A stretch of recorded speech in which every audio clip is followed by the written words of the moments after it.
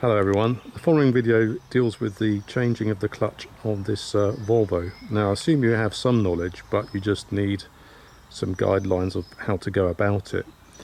The video is in several sections. At one point we discover oil leaks which have to be addressed. So there's a bit about that, there's a general background, there's some tips. And at the end of the video there's a full assembly and replacement of the subframes which you have to take off, the front subframe. You have to take the subframe off to get the gearbox out from below, and you have to support the engine, and when you're ready to remove the gearbox you tilt the engine, you lower the gearbox side of the engine so that the engine is angled downwards to our right, so that the gearbox can clear the inner wing. Otherwise you don't have room to retract the gearbox from the drive splines. So couple of things. Anyway, there's an oil leak we discover, which I talk about and show you the back of the engine, and then a water leak, a slow water leak that's been happening for quite some time. I've discovered what that is, and it's dealing with that. So it does diversify, but it's quite a long video, but I'd advise you to watch it to the end if you need the tips. I think by the time you watch this, if you're a reasonable mechanic, you'll know it'll save you a lot of time basically, because I've done a few of these now, and I remember the first one took me ages, but you get used to it. And where all the bolts are, there's pictures of all the assemblies that have been taken out on the floor with the bolt holes and the different bolts and what they do. You might find it a very useful video. I hope you will anyway.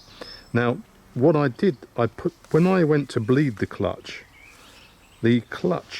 pedal stuck down, and it took quite a lot of force, and you could feel kind of a vacuum pulling it back to lift it. And then I pumped it up and down by hand by reaching down, grabbing the pedal and bleeding it, but it doesn't feel quite right. And when the dual mass flywheel fails, and certainly on this one it went out of balance, and you can feel quite a lot of vibration through the foot pedal, and that must be transmitted, the clutch pedal that is, it must be transmitted by the fluid and the pressure waves and the vibration actually happening at the pressure plate on the thrust bearing and being transmitted through the hydraulic cylinder.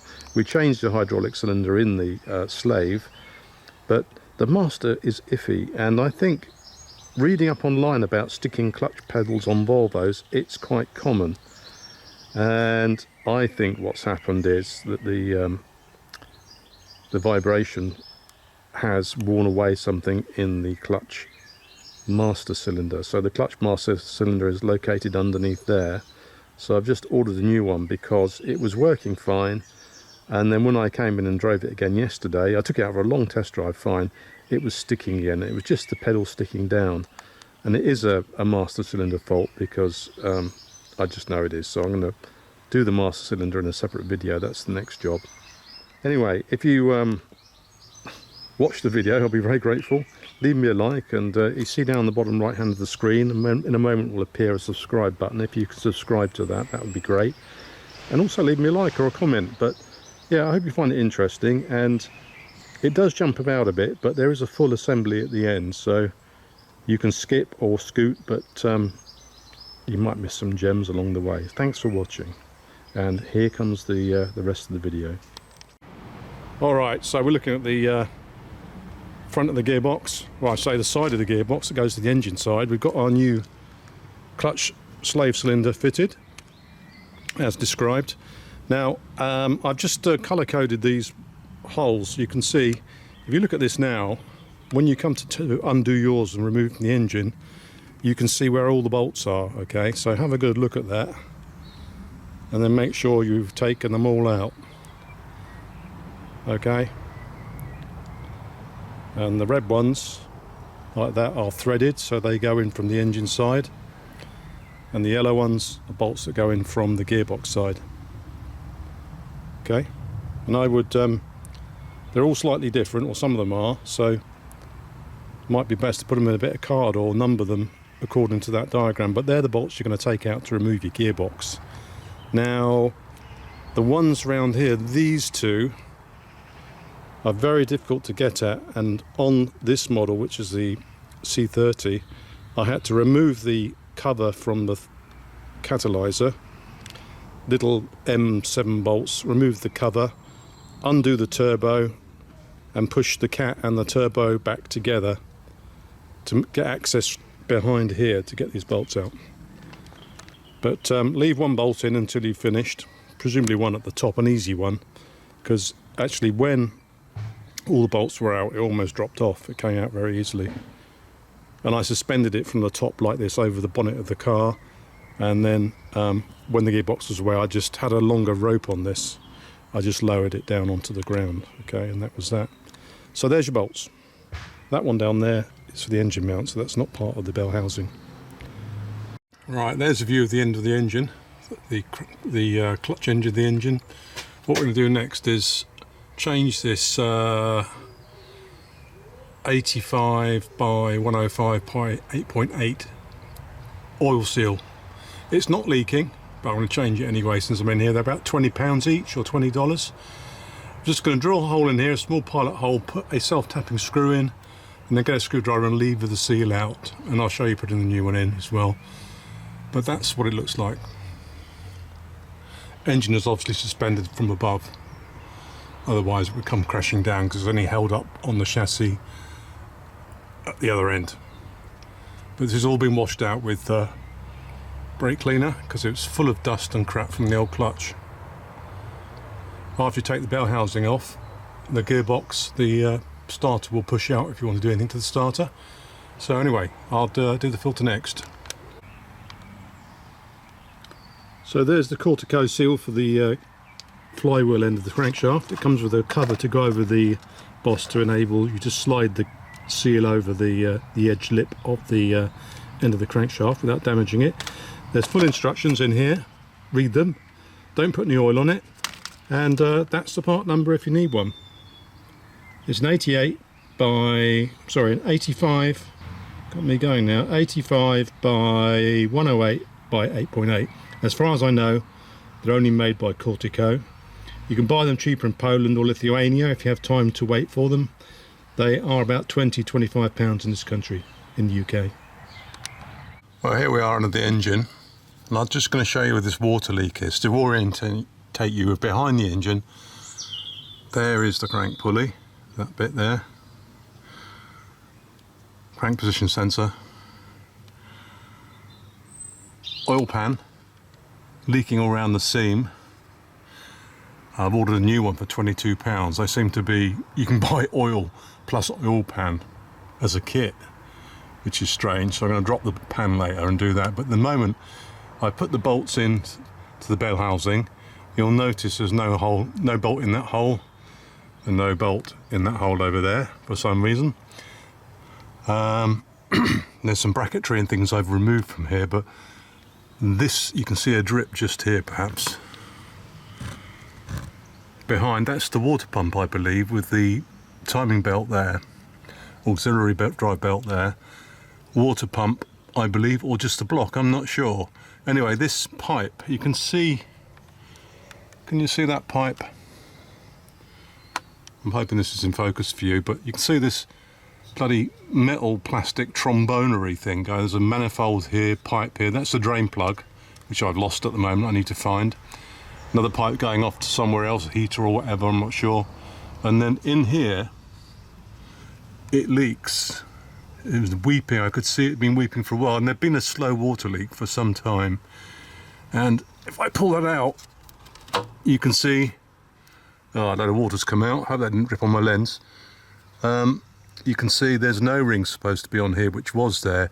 £7 for that O-ring from the Volvo dealer. Slots into the back of there, okay.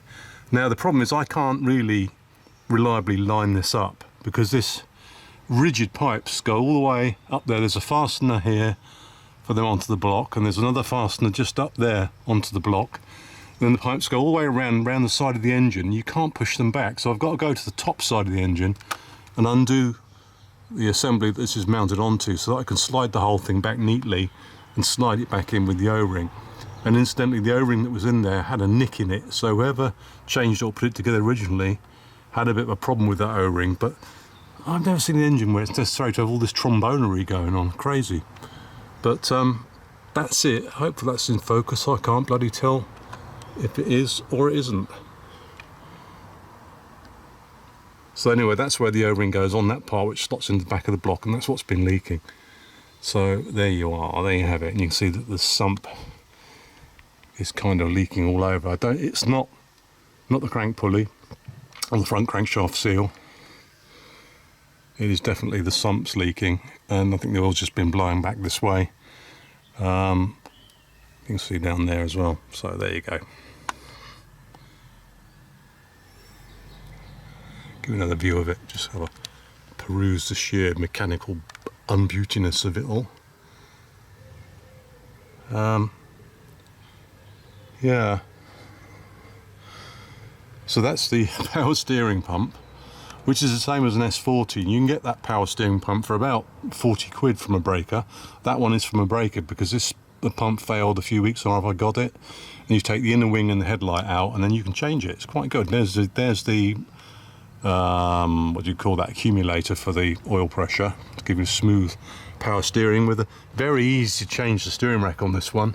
It's treadway, just 2 bolts, and you can see that I'll show you later, but the whole of this front sub chassis has been removed. Okay, so the whole of this sub chassis has been removed, and you have to support the rack.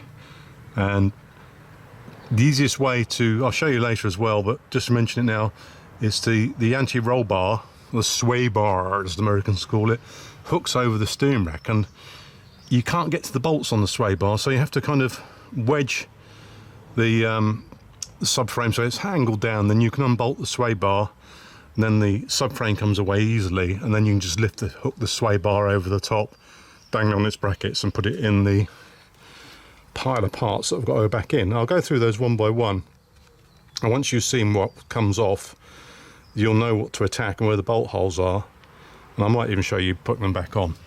But I'm assuming you just need a bit of a head start on this, and you're a competent mechanic, and then you can just find your way around unbolting all this crap from under the engine to get to this gearbox.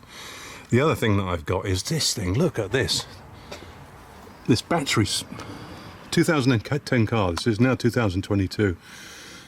Not much rust, but this battery, what am I talking about? Radiator support bracket.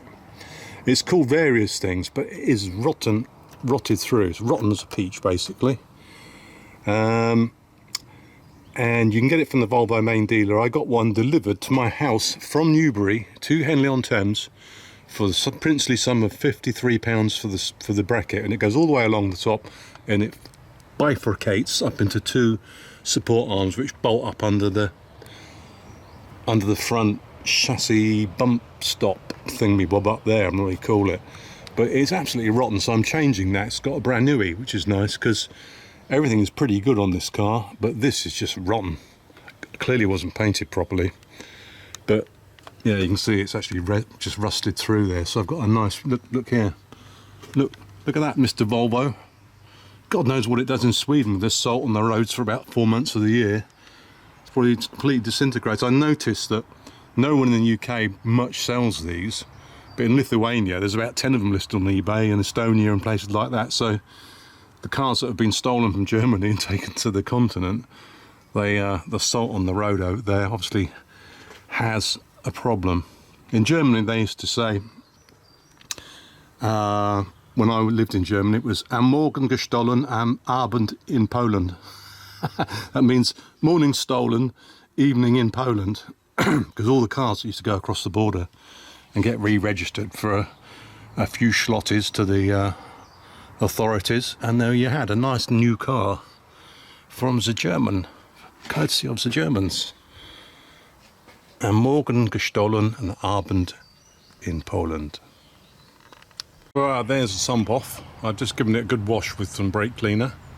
I've got to get a razor blade out and just clean these areas here. There's a little bit of silicone left, but that's what it looks like. You can see there's the big end caps there.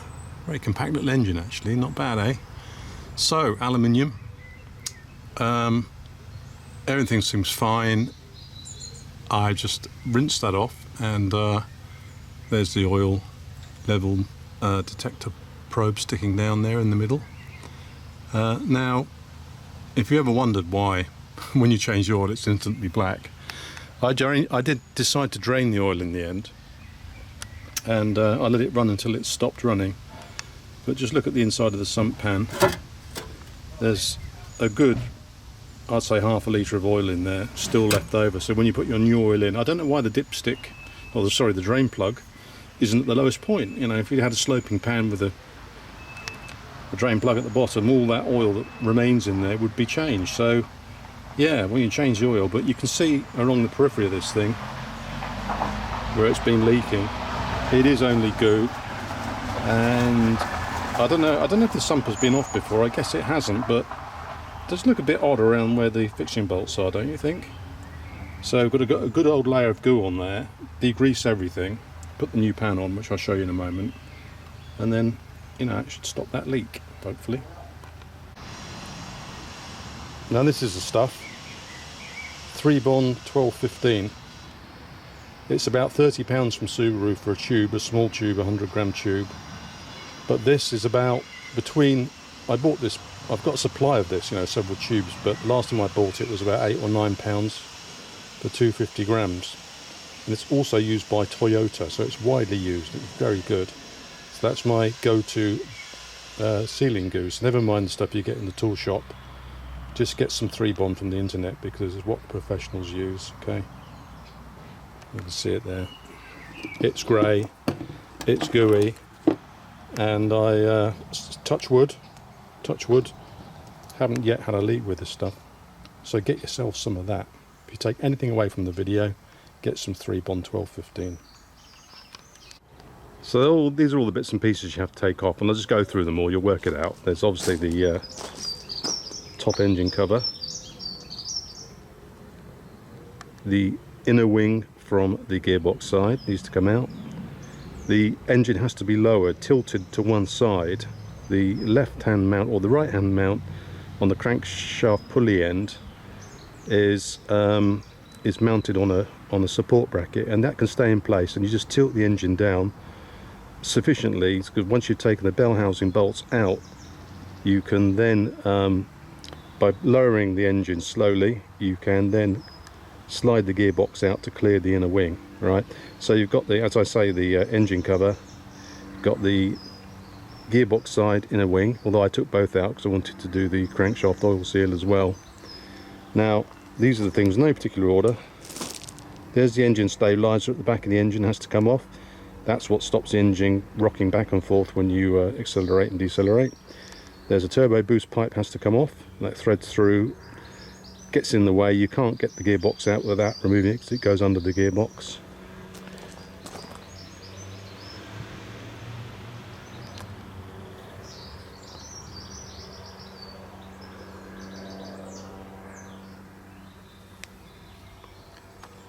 There's the exhaust bracket. That goes those two bolts there. You can see there's holes. That actually goes round to the main mounting bolts that hold the downpipe from the engine and the cat onto the actual main exhaust system.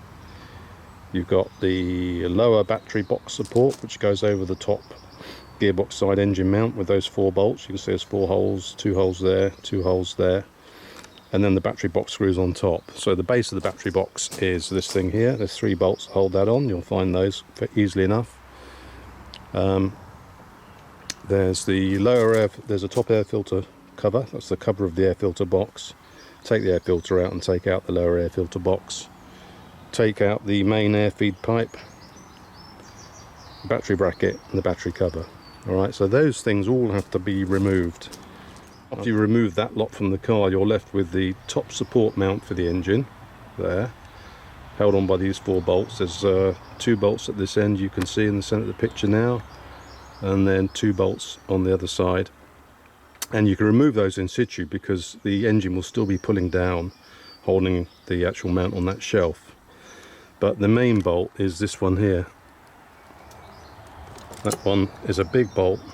Now be careful when you undo that. Don't have any weight on it. Make sure that the bolt is proud, i.e. there's no tension on the bolt, because if you undo that bolt and the engine is going to drop down, A, you should have the engine supported, but B, it strips out the last few threads in the aluminium mount, which is under there, which is that aluminium mount there. You can see that bar going up, that strut is mounted and it bolts down in 3 places. Okay, so make sure you you support the engine. That bolt is free to turn. You should be able to take it out by hand at the end, otherwise you'll lose a few threads and it cross threads it. It's very difficult, so be aware of that. Okay, now the gearbox linkages just pop off the top of those balls on the selector arms, so you just pop those off,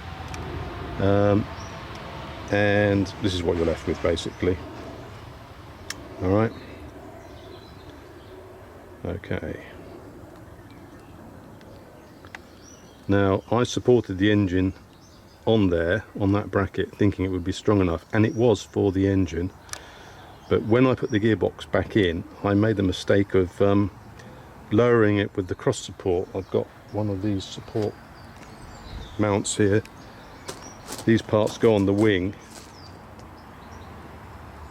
Put a piece of wood on top of the engine mounting areas for those 2 legs, these legs here. Then you've got this hook which slides along, and I had a chain going through from those hooks into that bracket, and it was plenty strong enough to hold up the engine.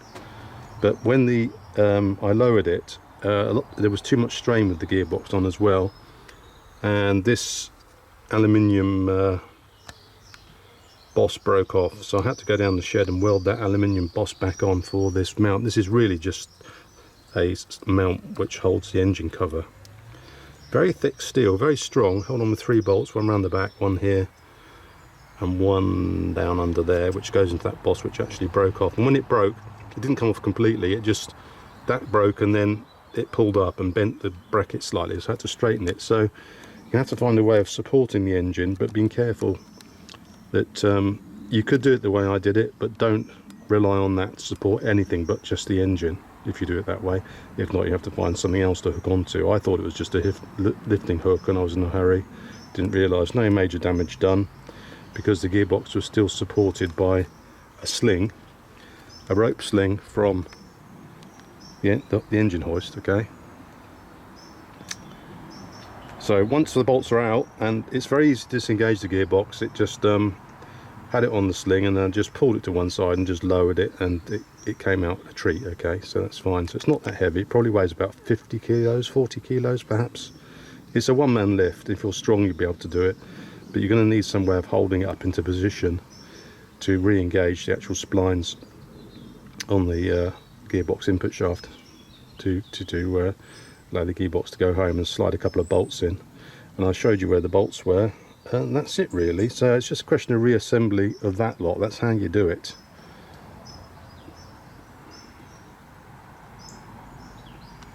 Put a piece of tissue up here, let it stop any foreign materials getting into the turbo input, or turbo output in fact, isn't it? It's the boost output pipe.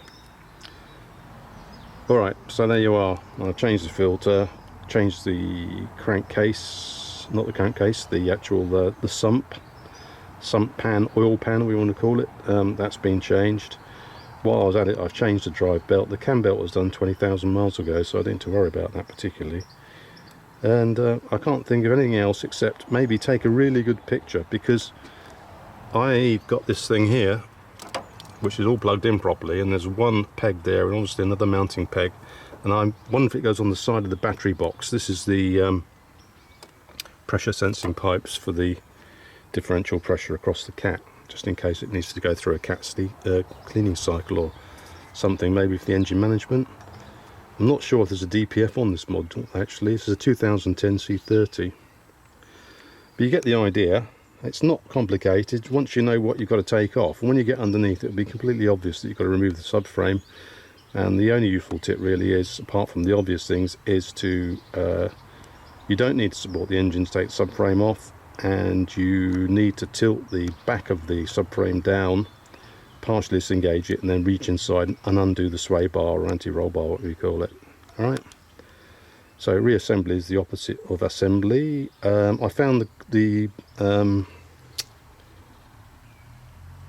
Borg and Beck kit with the clutch plate, the pressure plate, and the slave cylinder all included for the princely price of £130, which I thought was quite a good deal actually, because for the 3 items, and then the actual flywheel itself was about 250 quid for a dual mass flywheel.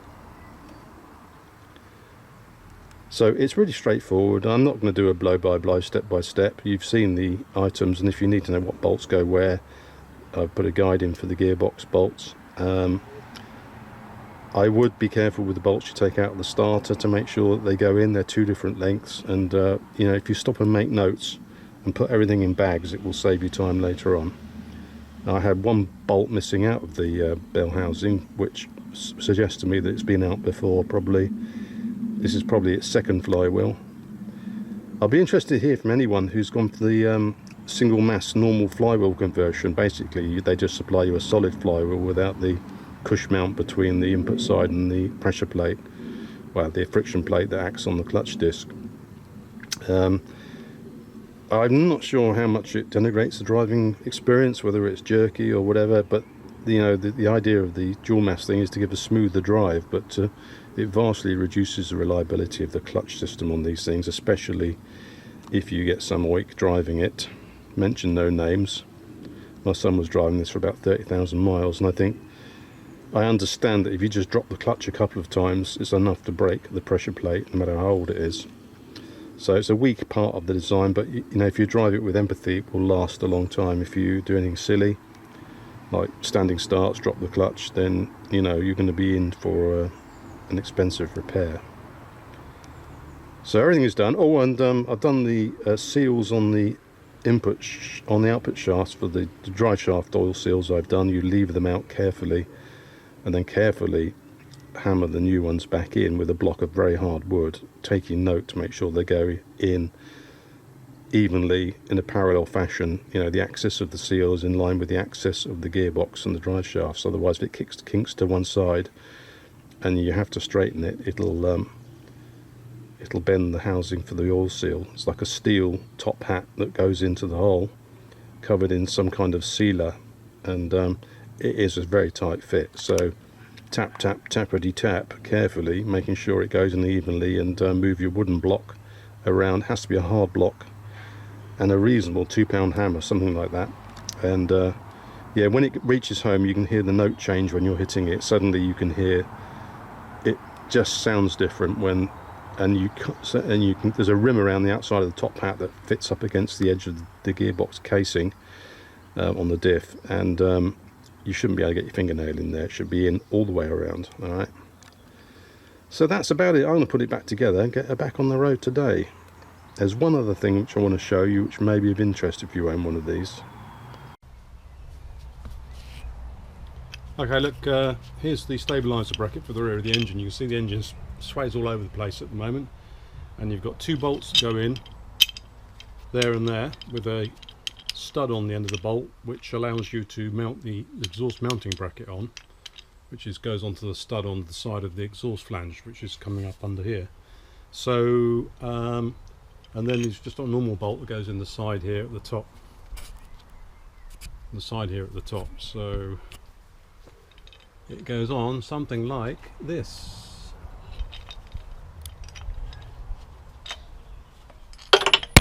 Oh, not like that, like this. Put that one in first. Gravity there, mechanic's enemy. Actually, as soon as they invent anti-gravity technology, I want an anti-gravity bed that reduces G to 1/3 so I can get comfortable. Imagine that, half G bed. That would be lovely, wouldn't it? Probably never need to turn over. So the big ones are 17mm, I think. 17 or 19? And the small ones are 13. So they go in there like that, just like that. You can see up here, look, here's the exhaust flange where the bracket that goes on here clamps onto the end of that bracket there to hold the exhaust steady.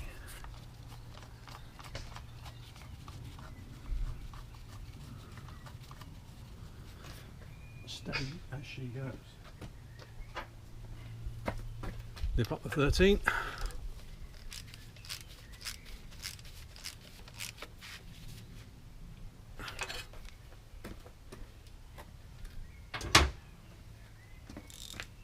It's a 17. I did not lie. Get the engine out the way. Flip your switch.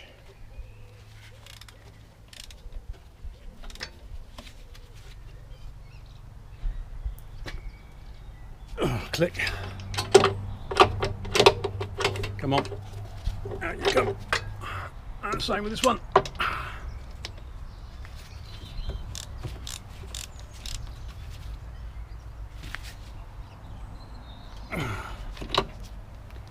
That one's in.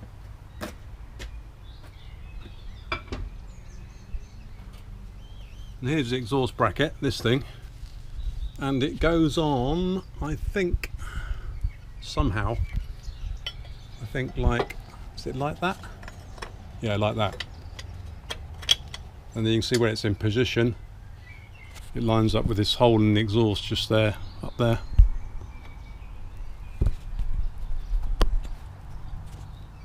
Okay, so we've got two 13mm up inside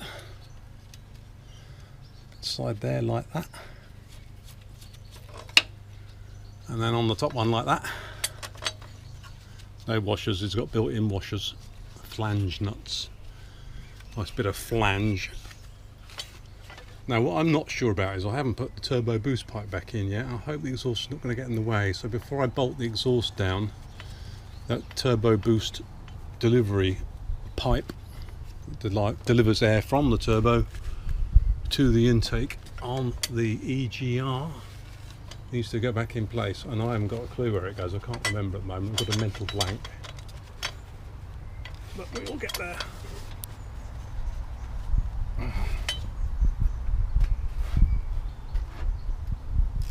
Lovely thing to be doing on a Friday afternoon. The people are celebrating the Jubilee. I'm celebrating the joy of mechanics.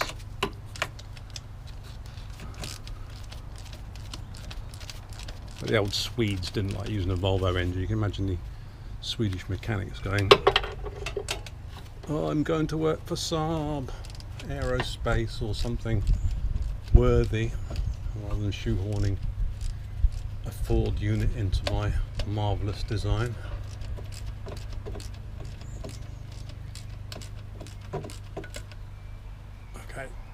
Okay.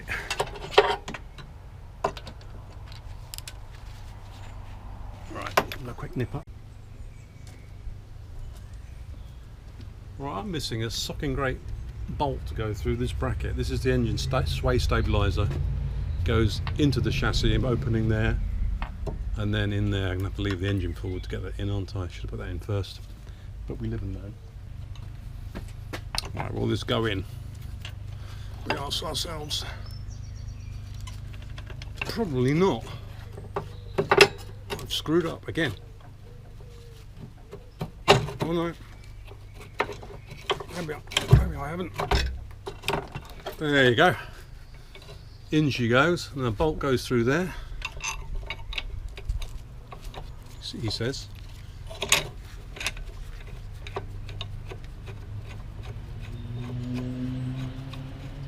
And there's one big chopping bolt goes up through that hole there. There it is. Where are we? Where are we? There we go. Get her started, and then we'll give her the beans with the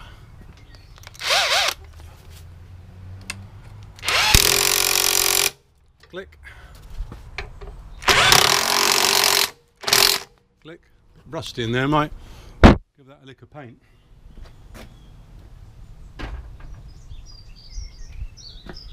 Right, so you're in your exhaust. Can you see that? There she is. Look. I'm not going to bother changing the gasket. I should. It's only a stainless steel flat washer thing. I think they rely on the precision of everything to do the job on that one.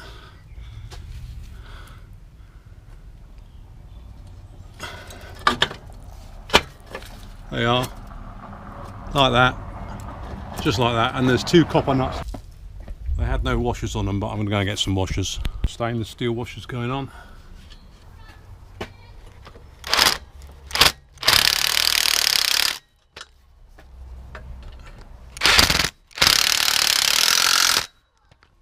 Click. Oh. Done. Okay, so you can see we've got it suspended at an angle with the anti-roll bar hooked over the steering rack. So I'm just going to put the bolts in.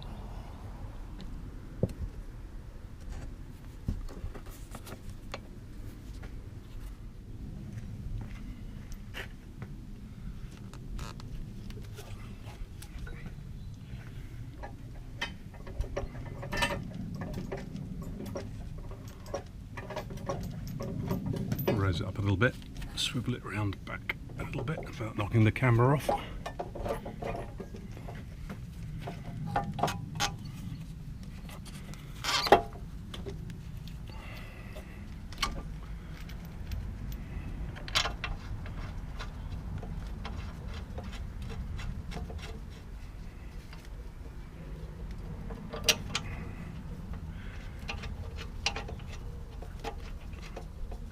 Of course, it's obvious that you put all the bolts back in the relevant holes so you can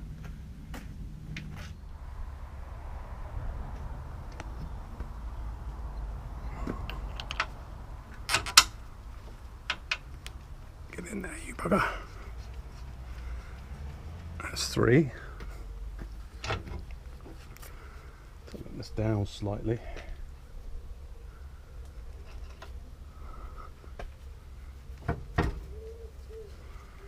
Push the rack forward.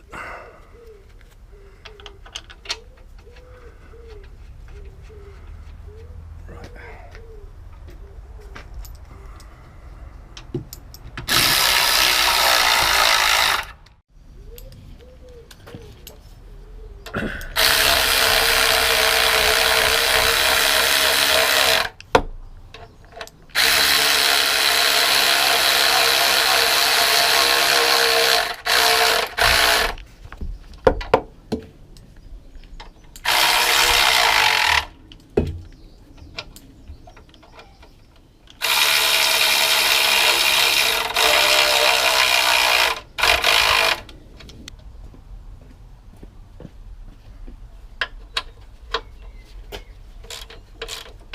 Finish her off.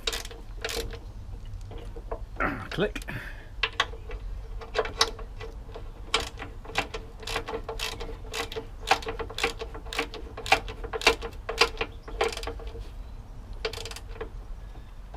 Click.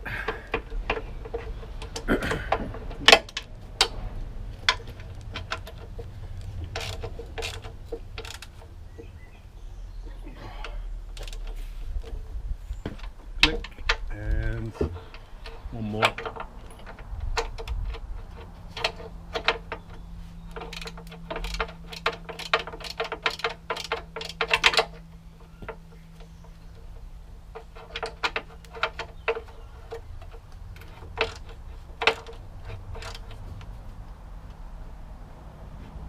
Click. So that's the anti-roll bar, sway bar thing back in position. Now what I've got to do now is just raise this subframe up level on the stand.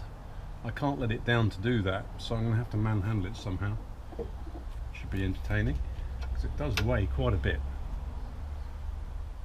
Wonder if we, yeah, that will, if I raise that up, that will level up, won't it?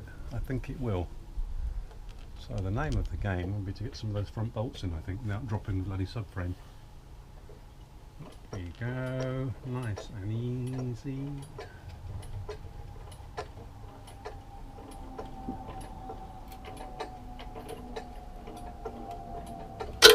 Oh, there goes my strap.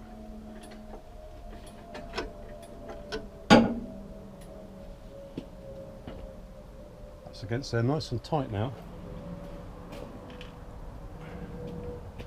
Let's see if one of these will go in.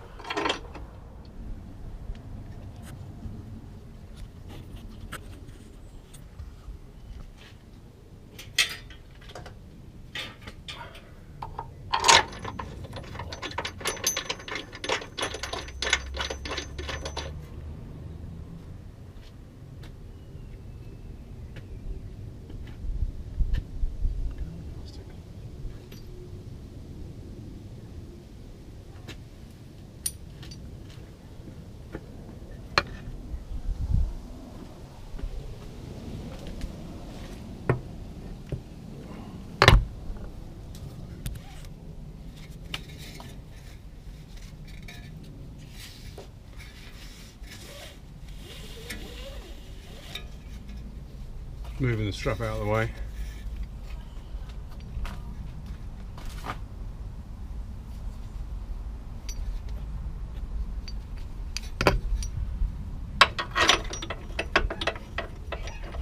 It's gone back in almost exactly the same place, I think.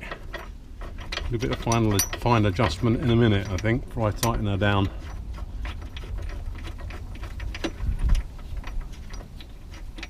Tighten her down, boy, you tighten her down.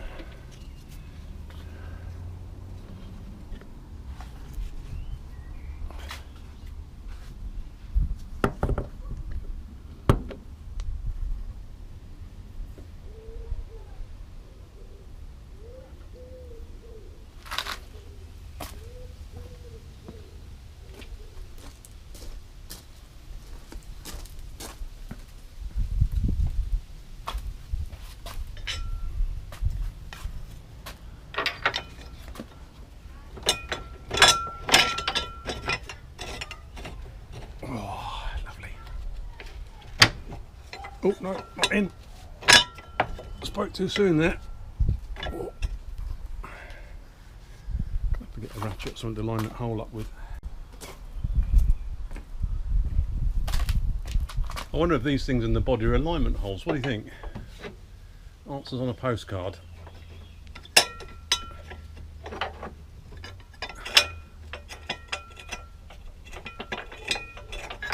Come on. Playing hard to get, boys. So done.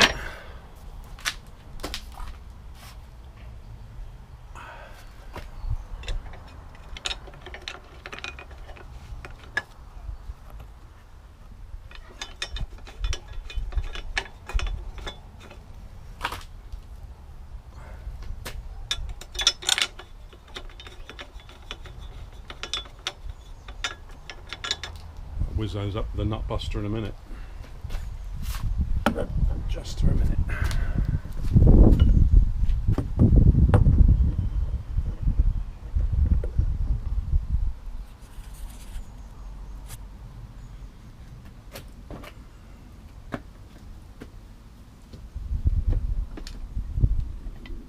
Bucket o' bolts. Ooh, that one. Slipped in nicely. Oh, that's a good fit. Oh, yes. Come on, baby, you can do it.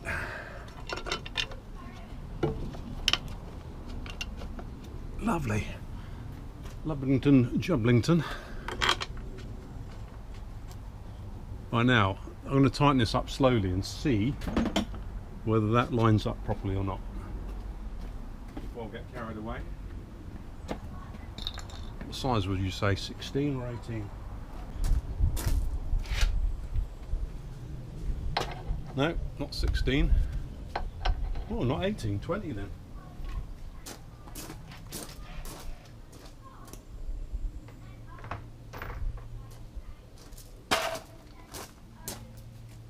I hunt around for sockets so you don't have to.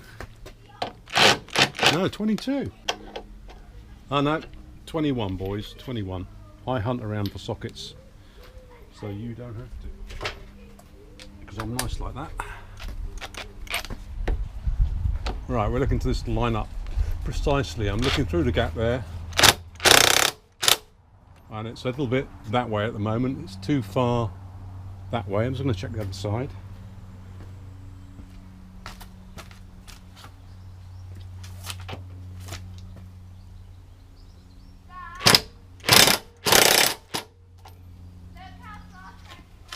So the subframe needs to go that way, back slightly on this side. So where's my rather large, impressive rod? Right, so she's going back, so I don't have to go and get it tracked. If you don't get this in the right place, you could affect your tracking, the geometry of vehicle. Right, I'm holding it into position, now I'm going to do it up. Spot on. Doing the same on the other side, can't bother with the camera. Goes there. Yeah, if you don't do that, got 2 exhaust rubbers to go on. Back behind this, the back of the subframe, you can see I put one on already there. There's these. I just give them a spray with a bit of PTFE spray to make them easy to go on.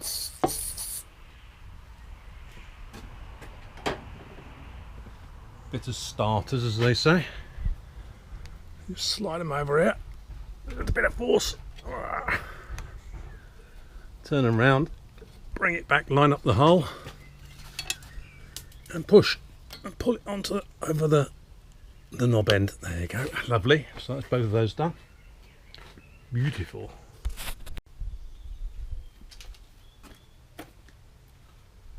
Alright, so we're going to have very wobbly steering unless we fix the steering rack back down. There's 2 large bolts that go into the steering rack, into the subframe. So I'm just going to position those into position. Both sides. Make sure the rack is lined up. Put my gloves on. She's got a lovely rack. Very easy to change the rack on these units. One of the good things about it, you just unbolt and slide them out. There we are. There we are.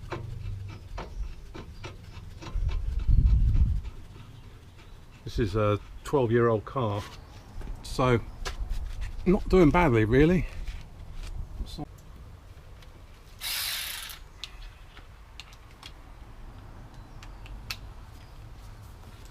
Spin them down with this one.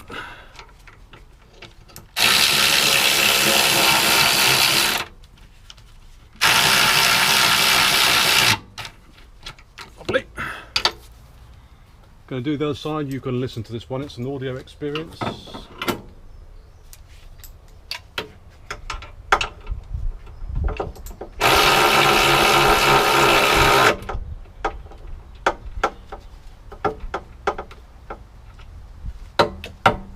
I'm just wondering how I'm going to get in there with the torque wrench to do them up nice and tight, to be honest.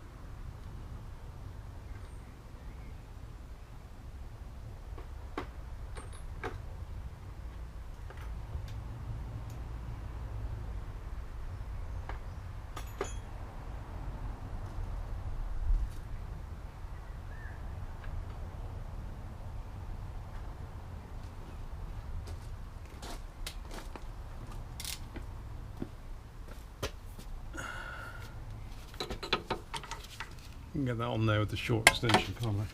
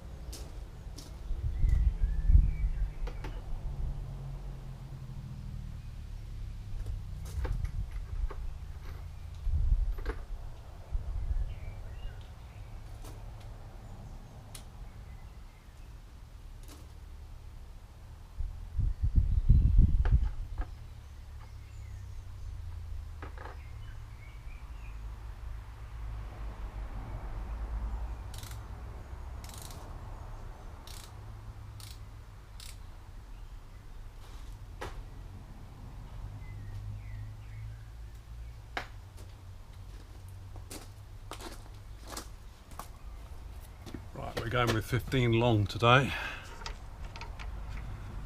Hose is permitting, hose is not permitting. Not on that side anyway.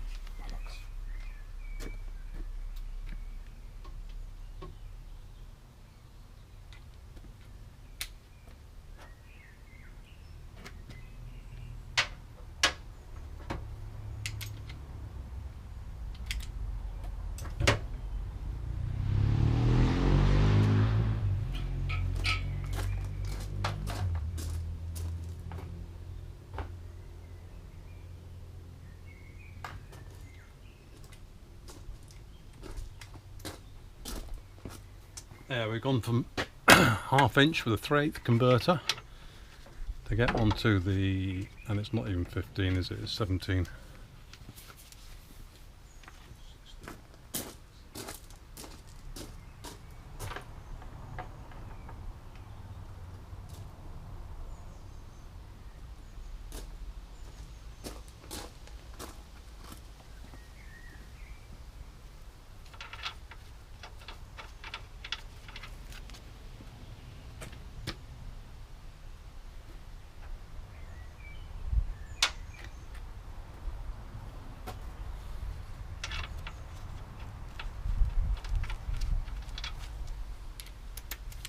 Right.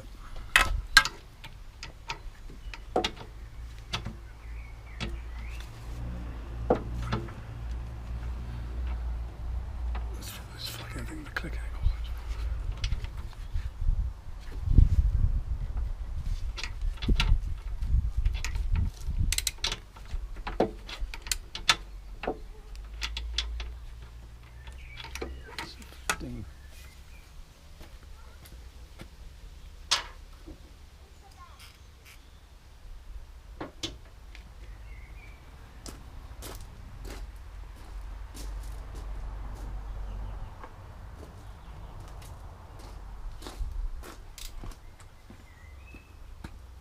Right.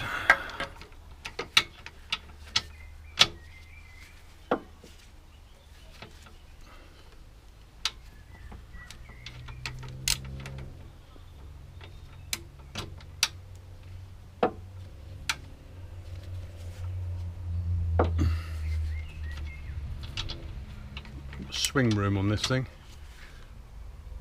Go one click on the ratchet and then one click on the socket to get it back on.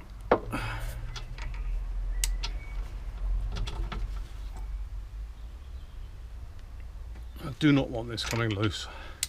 I've had that once before. Wasn't impressed.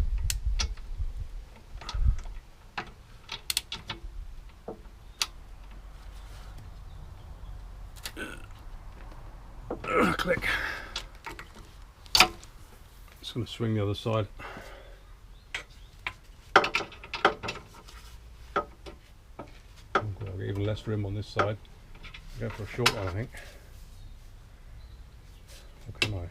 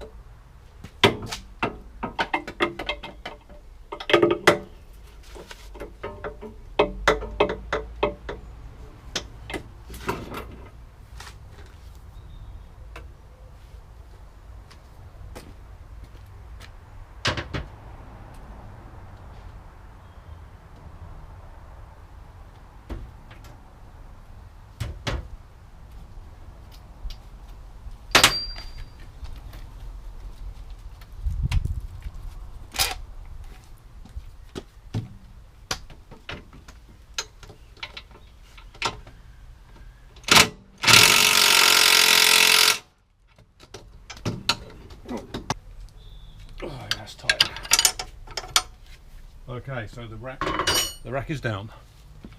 No wobbly steering for us.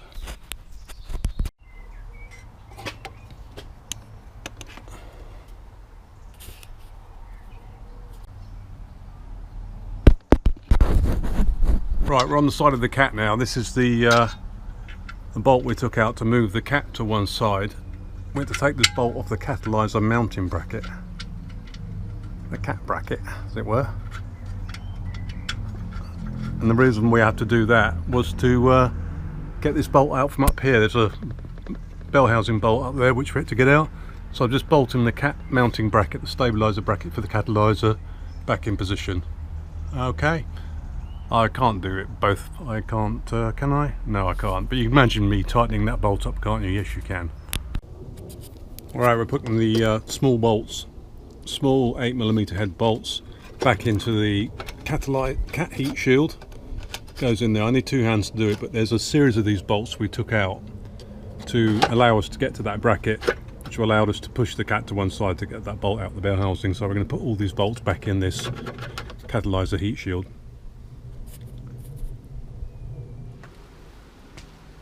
Alright, so I've got the drive shaft. I bought a new one. It was the centre bearing that had failed, but the boots were looking a bit tacky and the bearing was 30 quid and the drive shaft was 130 quid. So it's a 100,000 mile car. So yeah, I'm going to change the whole thing. Going to do it right. Okay, so I've got some assembly lube, goo, some grease on the actual shaft and a bag over the end, stopping any contamination getting on it until I'm ready to do the insertion stage. Slide it up through the bearing. Now at this end, to support the dangly end, I've got a bungee.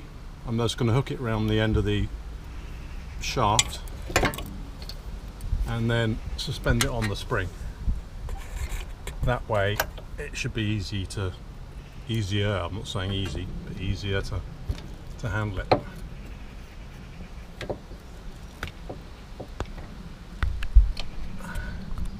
If it doesn't belt the camera, which I think it probably will. Put it down a bit, there you go. So, the shackle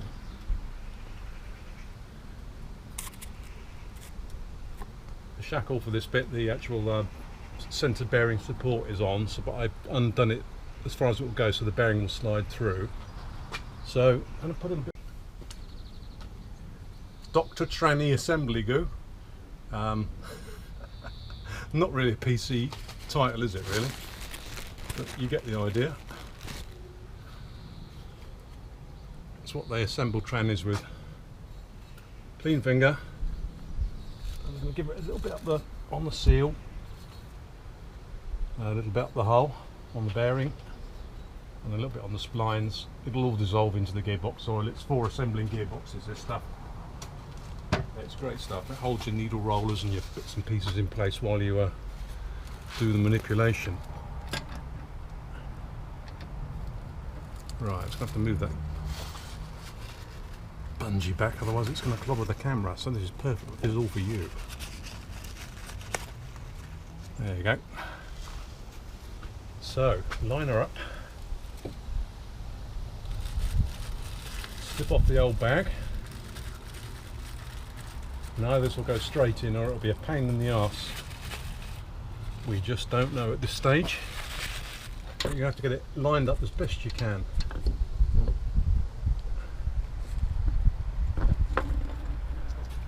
Bearing, and it's stuck straight away. Oops, I must have clobbered your camera. Sorry about that. How's that? Can you see? Can you see down there?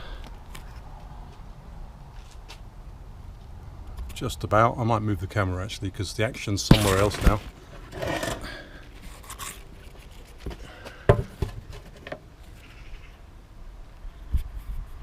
So that's where we've got to get it in, and it's just a question of manhandling it without damaging the seal.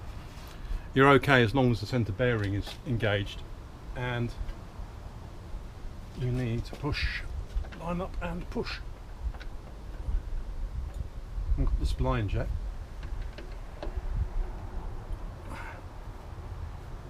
I suppose it'd probably be easier if the bloody thing was in gear actually. Having said that, there's nothing on the other side to stop the diff turning, so that is a non-statement. So we're got about an inch to go, which I'm guessing is the splines. Now I might have to take a hide mallet to the end of the shaft just to tappity tap, tappy tap it into place. I've seen people do a cold chisel on this bit there, which I don't really like, just in case it slips off and damages my nice new seal.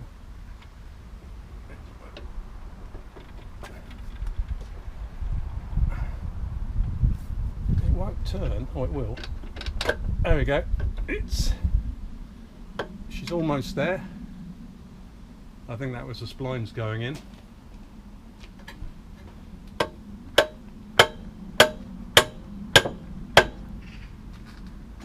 Nearly in. Nearly there. The splines must be in. I'm not quite sure how far she goes in there. Maybe that's as far as she goes. I think it might be. Try a bit more tappy tap, couldn't we?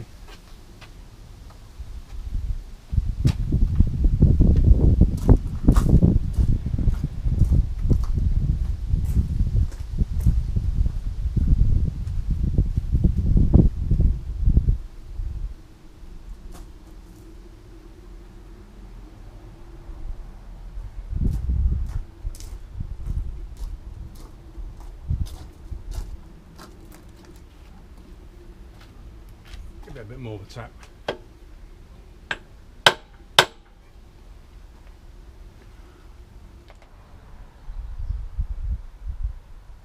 Right, I'm just going to assemble it into the wheel thing, and then we'll into the stub axle, into the wheel bearing housing.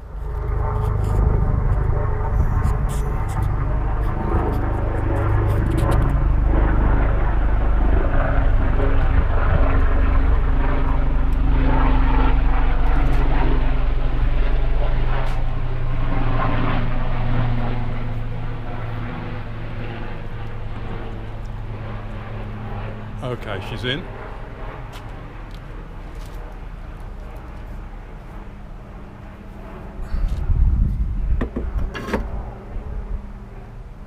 Lever this down. Leave this down, you're going with it because your camera's mounted on the control arm. Push that in. Release the bungee now.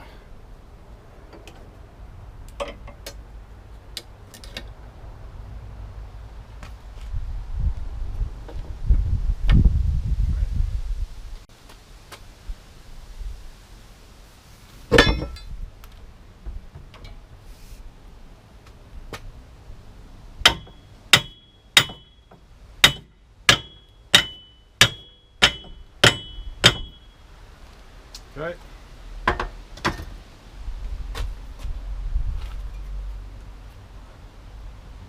Now that is supposed to go in there.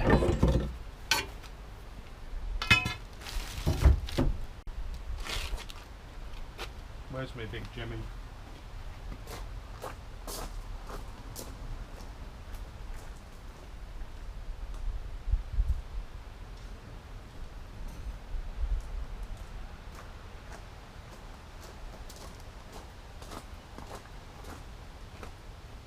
You and shiny. Right.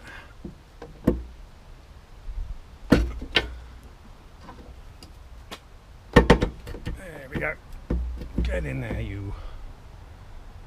To change that really, but it's not loose. It's just catching on the bottom of the disc cover plate. I think it might be a bit bent. There. Right, so 21mm. Slip her on.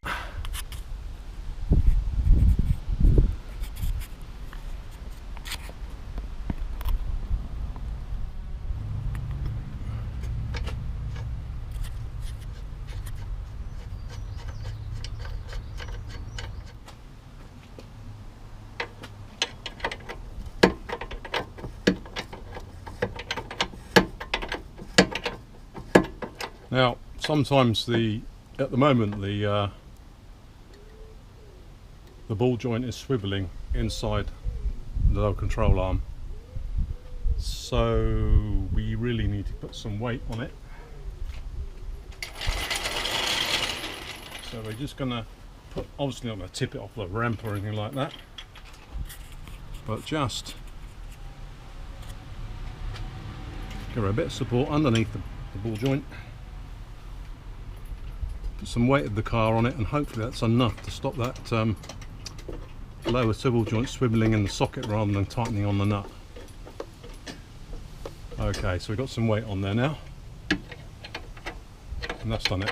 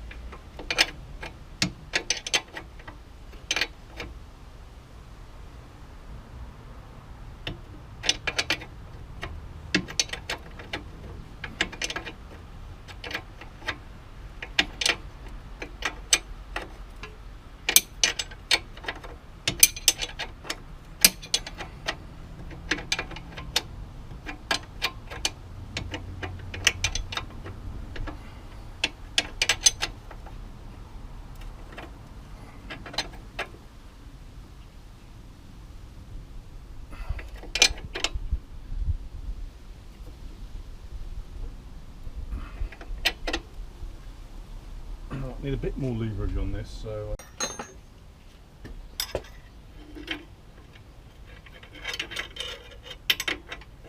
how does this go on? Always confuses me. There we go.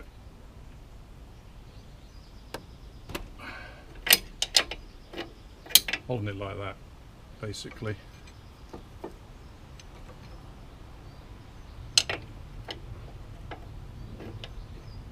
I've never had a ball joint go loose before. That was all's first time. Okie dokie.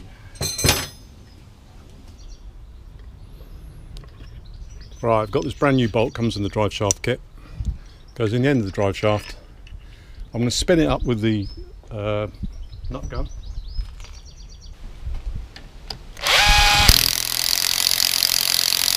Okay, I'm going to, when it's on the ground, the wheel's on, going to tighten that up with the torque wrench and then pop the cap back on. So that's that side drive shaft done. It's the coupling's redone. Next thing to do is reconnect the sway bar connection. So there's the end of the I keep calling it the sway bar. It's the anti-roll bar, guys. We're not Americans. Everything has to be rock and roll for them. And the sway bar needs to come down. Anti-roll bar, and it is looks like a, no, it's 15. Now this may just do up, or it might spin like buggery, we'll find out. Let's start her off by hand.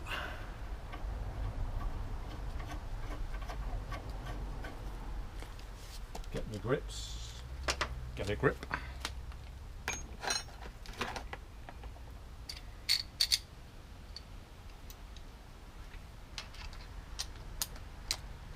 Of course, as everybody knows, you'll never get the same torque from an impact driver with an extension on, because the extension acts like a radial spring, and as impact it will just bounce back and forth and not actually do anything.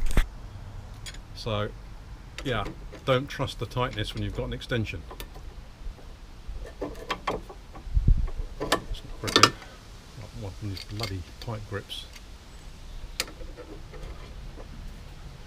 more like it. Right, I'm going to have to finish that off with a normal socket.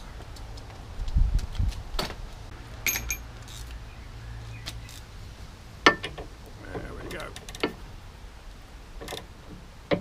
Ah, grips again.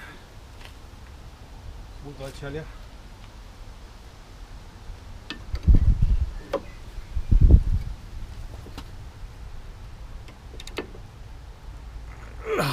Click. That's her done. Now we've got to put the old drive shaft back, which is still the old one, in the other side. A risk. You can only assume that when they put the subframes on at the factory, they stick them in the right place. Or some split-arse mechanic. Actually, I can't see any evidence. Normally, when you see them taken off and put back on, you'll see a witness ring of the original mark and another witness ring of the secondary mark. One will be cleaner than the other, but these look like they're the original mounting. Click, click.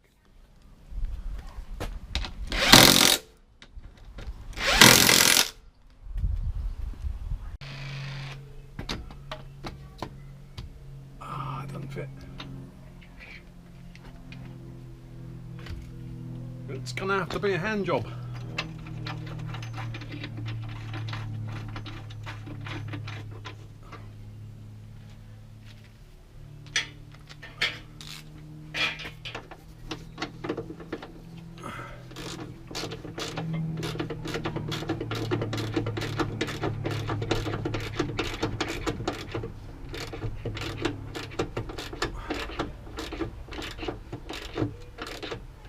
I don't think using Ford engines and running gear helped Volvo's reputation very much. This is a great car, but they are quite cheap second hand. But you need to, like all Fords, you have to give it a complete going over at 100,000, and then it will last you another 100,000. Don't skimp on the spare parts. Right, that's that one.